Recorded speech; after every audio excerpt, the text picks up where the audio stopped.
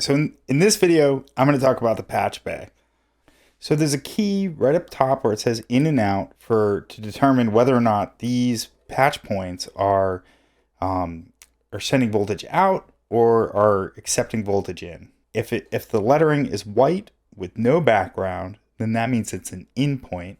And if it's reverse with a white background and black lettering, then that means that's out. So you always want to have one out and one in together. So let's start right up here in the corner. And this first one says trigger. Now what that means is that whenever a voltage goes in there, it's the same thing as pushing this button. Now there's some hard wiring going on inside the DFAM, and that's what makes these semi-modular synths different than like Eurorack modules, is that the clock is hardwired to the trigger.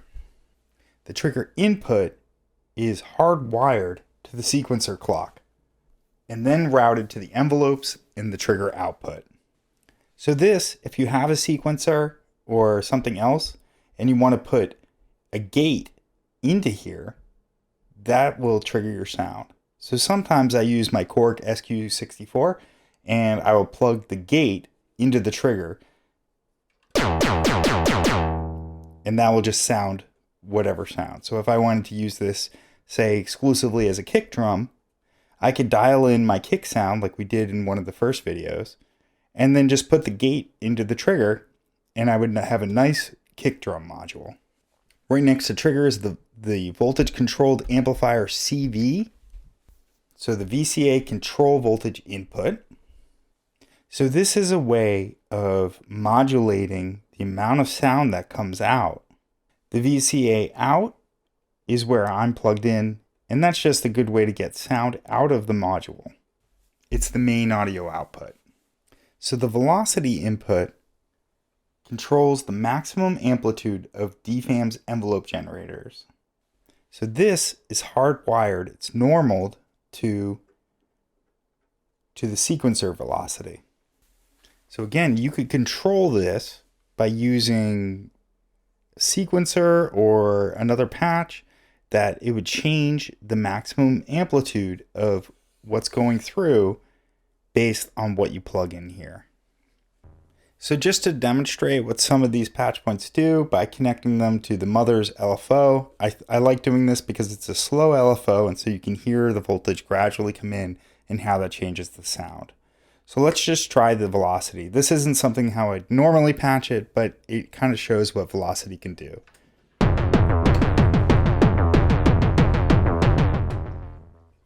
So as the LFO shrinks, the volume goes away. The VCA decay input. Now, we've talked about the VCA decay knob. This basically is a way of modulating this knob. So if you add voltage at that patch point, it's the same thing as turning up or down the knob. When we set an LFO to there, you're going to hear this knob kind of gradually go forward and backwards.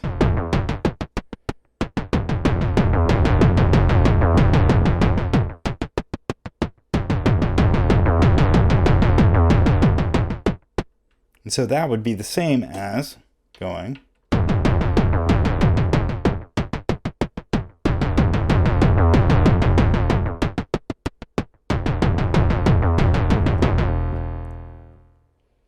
right below the VCA output is the VCA envelope generator output. Now, unlike this one where this was an in, and so that would essentially plugging something into there would change the knob, this one is an out. So it's not going to change this knob at all. But the voltage that you've set this at can come out and do something else. It can modulate something else. So basically you can make the amount that's coming out to this envelope match something else. And the amount that comes out in the VCA envelope is based on the sequencer velocity, the VCA decay knob, and whether or not the envelope is fast or slow. They all have an impact. This external audio patch What it does is it removes the noise generation and allows you to put in an external source, which really could be anything. Could be a guitar, could be a sample, or an entirely other oscillator. And that volume would be controlled in the mixer right here. Something to remember though is that this is for Eurorack levels, so it needs to be about 10 volts. So if you're running from like a signal from your phone or something like that, then it's going to need to be amplified before going in. The VCF decay is the same as this decay, where if you plug in control voltages in there, it essentially modulates where this knob is. So it effectively is like if you had an LFO assigned to it, it would be effectively like turning the knob.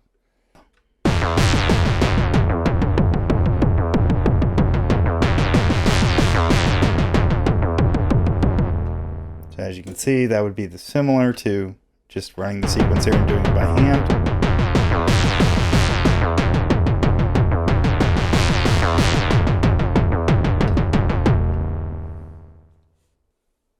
And the envelope for the VCF, which is right here, that sends out the control voltage that we're using here, and it sends out a copy of it so we can use it to modulate other sources.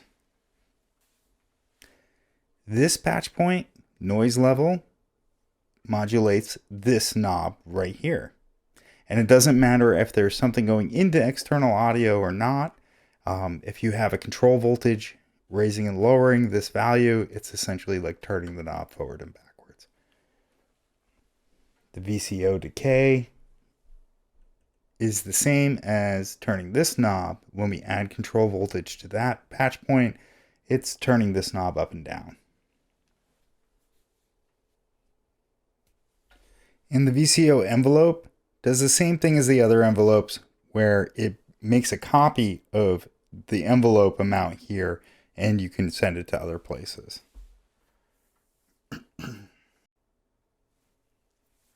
So it's just important to remember that these envelopes they get information from the velocity, and that kind of informs how much voltage actually comes out. The VCF mod input is the same as this knob here. So as you add voltage, this goes up. So the VCF mod, this one's kind of an interesting patch point, and it was a bit confusing to me at first. I frequently like to control the cutoff amount in Eurorack or on the mother. That's just something I use frequently to put an LFO in the cutoff amount. And I was kind of surprised because the DFAM doesn't have one, but it's actually built into this. So I'm going to demonstrate what happens here in just a minute. But basically what it does is it removes the noise generation as being hardwired to this. Because if you remember, when we turned this up, it created like a fuzzy effect. If you plug anything into here, it takes that away. And suddenly, whatever is going through here will modulate the cutoff, and this turns into an attenuator. What I'm going to do is plug in the LFO from the mother into the VCF mod. Now, when this is turned all the way down, you shouldn't hear any effect.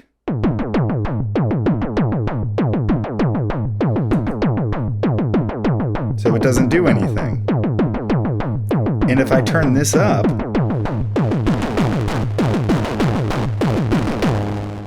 it gets distorted. But when I plug this into the VCF mod, what's happening now is I've removed the noise. So that means that when I turn this up, it won't get distorted. But as I turn this up, the amount of the LFO will have a greater impact on modulating this knob. So right now there's no change to the sound.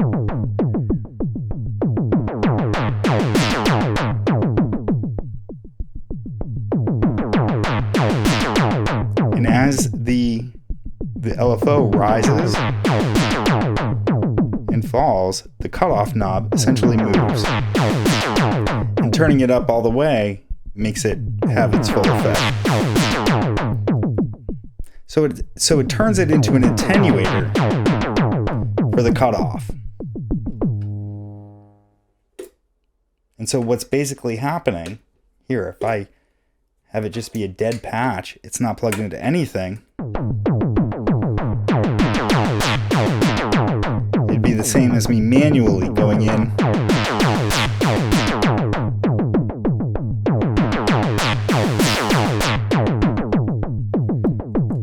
So that's just a cool way to use that patch. Right next to that, we have the VCO1CV. Now in voltage controlled oscillators, you frequently see something like that says 1 volt per octave or V/O or 1V/O.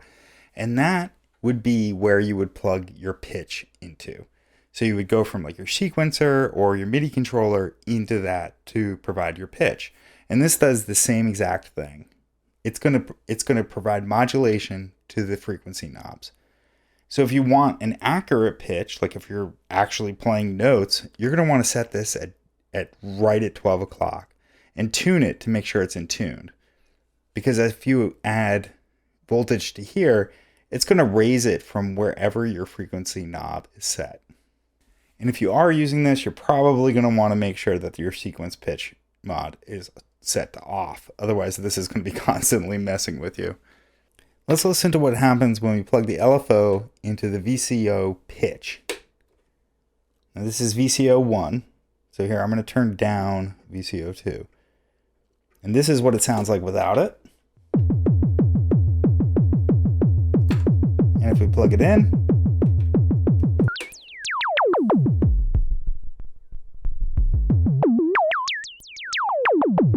so that's running the whole range,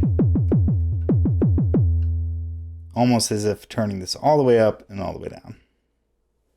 That pitch can also be used as an external sound source, or it can be used as a modulation source. So this is the VCO1 out. As we keep going down, we see the FM amount.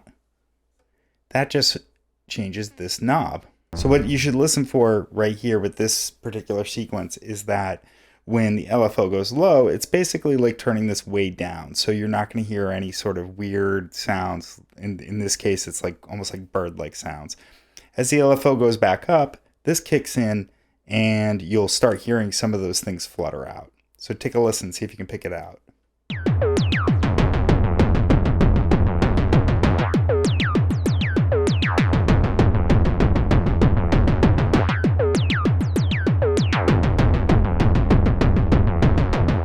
So that's just one way to get it a little bit more dynamic, so that way every single 8 steps doesn't sound exactly the same. Like if we were to take it out, it's the same every time. But if we plug in a slow LFO,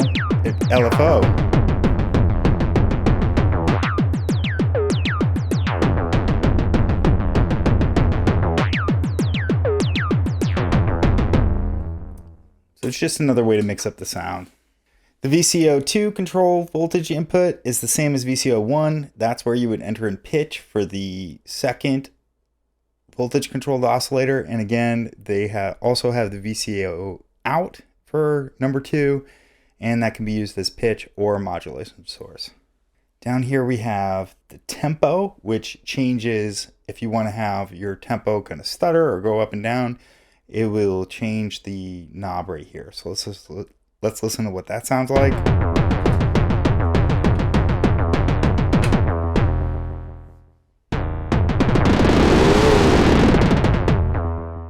It's pretty dramatic because the LFO is rising to full and down.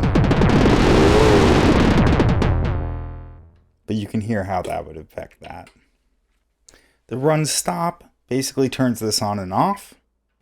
The advanced clock input will basically shut off this tempo knob. So if anything's plugged into there, this turns off. And it advances 1 step and synchronizes to a clock. So that's going to be your input if you're trying to sync the DFAM to something else. The trigger output is used if you want to use this to sync another instrument. So this will send a voltage out. So if you wanted to connect, say, your mother into the DFAM and then have your DFAM connect into the subharmonicon, you come out of the trigger and go into the subharmonicon. Lastly, two of my favorite patch points, the velocity out and the pitch out, and these are controlled by your sequencer steps. So the velocity is only positive voltage, as we talked about in the sequencer video, and pitch can be positive or negative voltage. And so every time a step is triggered, that amount of voltage comes out of those patch points. So I hope that gives you a good understanding of what each of these patch points does. And I'm going to get, in the next video, I'm going to talk about some common ways to patch them and some ideas to kind of get you going in modulating these sources. But this should give you a good foundation so that way when I'm doing that, you can understand what's happening.